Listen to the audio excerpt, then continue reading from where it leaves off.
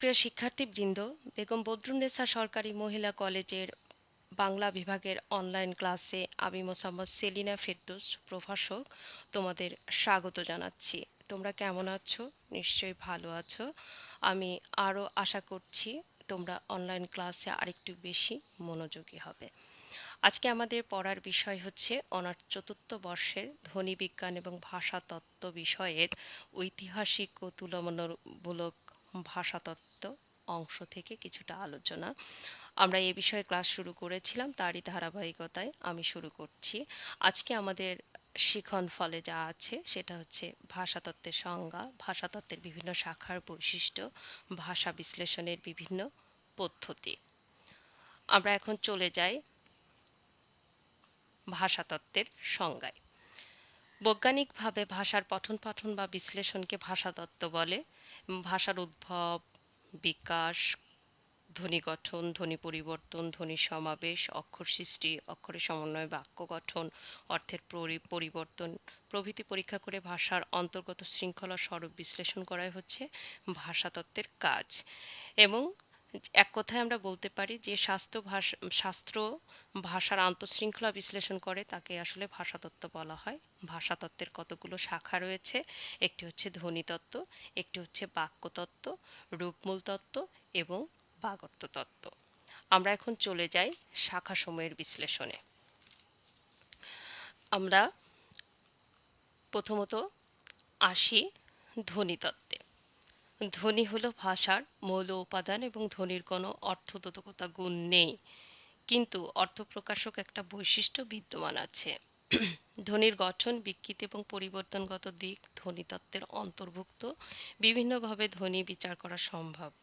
এর তিনটি শাখা রয়েছে। একটি হচ্ছে মূল ধ্বনিতত্ত্ব, যেখানে ধ্বনির উচ্চারণীয় প্রকৃতির পরিবর্তে ব্যবহৃত ধ্বনির বৈশিষ্ট্য বিন্যাস বিভিন্নভাবে বিশ্লেষিত হয়ে থাকে।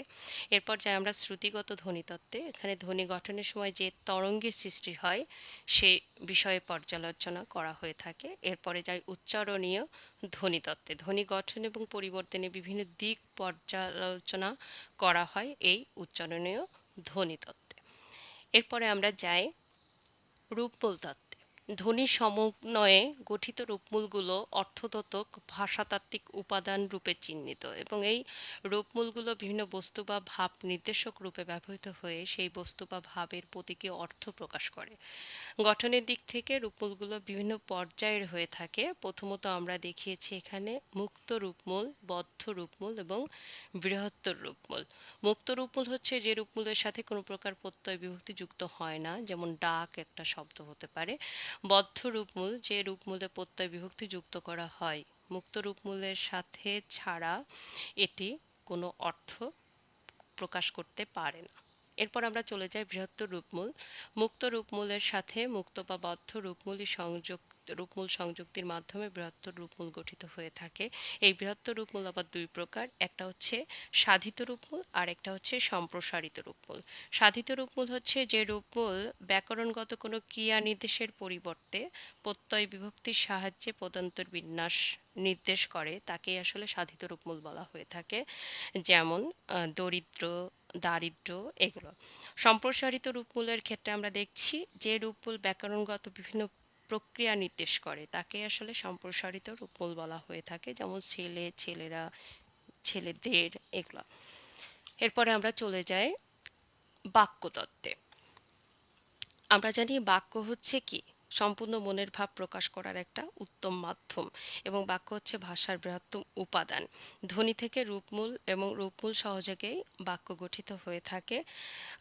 রূপমূলের সাহায্যে বস্তুর বিশেষ অর্থ প্রকাশ পায় আর বাক্যের সাহায্যে পূর্ণ ভাব প্রকাশিত হয়। রূপমূল সন্নিবেশের সাহায্যে যেভাবে বাক্য গঠিত হয় এই বাক্যতত্ত্বে সেটাই আলোচনা করা হয়। বাক্যতত্ত্বের দুটি শাখা রয়েছে।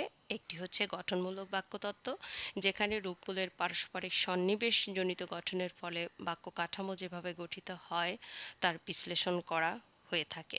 এরপরে যাই আমরা রূপান্তরমূলক বাক্যতত্ত্ব। রূপান্তরমূলক বাক্যতত্ত্ব হচ্ছে চমস্কির বাক্যতত্ত্ব বিশ্লেষণই আসলে রূপান্তরমূলক বাক্যতত্ত্ব বলে পরিচিত। এ বিষয়ে আমরা পরে ক্লাস করব, তখন আমরা ক্লিয়ার হয়ে যাব।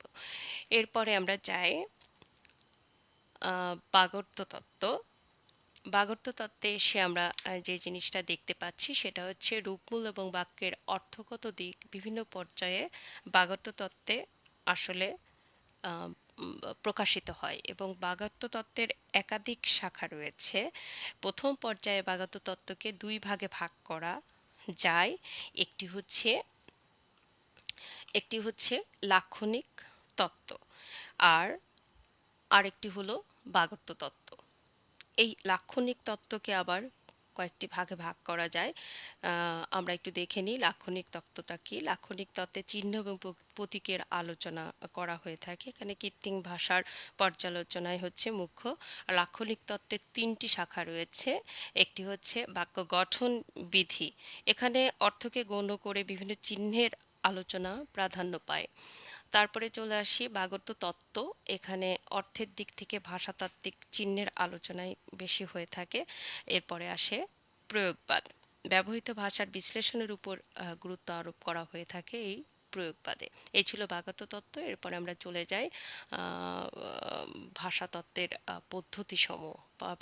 ভাষাতত্ত্বের পদ্ধতিসমূহ আলোচনা করার আগে একটু কথা বলে নিই। সেটা হচ্ছে ভাষাতত্ত্বের যে বিভিন্ন শাখা নিয়ে আমরা আলোচনা করলাম, এর কোনোটির গুরুত্ব আসলে কম নয়। অর্থাৎ এর কোনোটিকে বাদ দিয়ে ভাষাতাত্ত্বিক পূর্ণাঙ্গ আলোচনা সম্ভব নয়।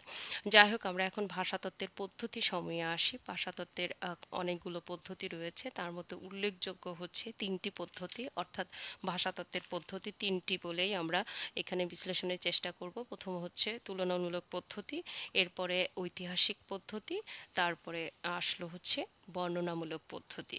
যাই হোক, ভাষাতত্ত্বের পদ্ধতি সমূহ নিয়ে আমরা এই ক্লাসে আলোচনা খুব বেশি বাড়াতে পারবো না। পরবর্তী ক্লাসে এই বিষয়ে আলোচনা করার প্রত্যয় ব্যক্ত করছি বা আশা রাখছি। এরপরে আমরা একটু পরের ক্লাসে আমরা ভাষাতত্ত্বের পদ্ধতি সমূহ নিয়ে আলোচনা করার চেষ্টা করব। এখন আমরা চলে যাই বাড়ির কাজে। বাড়ির কাজ তোমাদের একটা দিতে চাই, সেটা হচ্ছে ভাষাতত্ত্ব কাকে বলে, ভাষাতত্ত্বের প্রধান শাখাগুলো সম্পর্কে আলোচনা করো, অথবা ভাষা তত্ত্বের প্রধান শাখাগুলোর বৈশিষ্ট্য সমূহ উল্লেখ করো। এরকম প্রশ্ন হতে পারে। প্রশ্নটা তোমরা বাসায় রেডি করবে এবং আমাকে দেখানোর চেষ্টা করো। যাই হোক, আজকের আলোচনা আর খুব বেশি দীর্ঘস্থায়ী করা সম্ভব হচ্ছে না। সবাইকে শুভেচ্ছা জানিয়ে এবং শুভকামনা দিয়ে শেষ করছি। ধন্যবাদ।